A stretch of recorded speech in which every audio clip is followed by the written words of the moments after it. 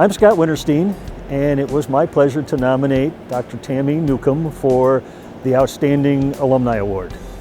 I actually was, I think, the very first professor that Tammy met at Michigan State when she came here to see how well fisheries and wildlife would fit as her major. And I would love to be able to tell everybody that on that day I recognized all the potential and how successful she would be, but that's not true. It took me a while, but it didn't take Tammy a while to make a mark.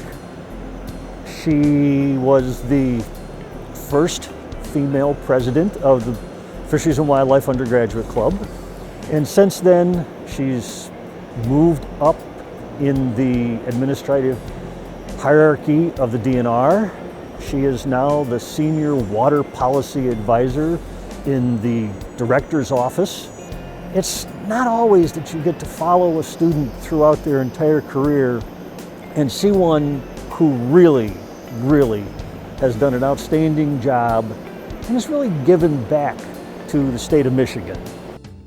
I was an undergraduate here at Michigan State, and I was fisheries and wildlife, and then I had the opportunity to stick my face under the water. I was working with Dr. Tom Kuhn at the time as an undergraduate on a project.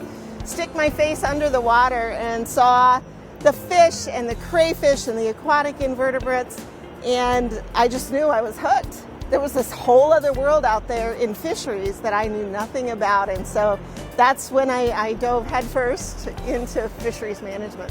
You can go a long way in this. I have had the opportunity to work with and work on projects that I never thought that I would achieve in my career.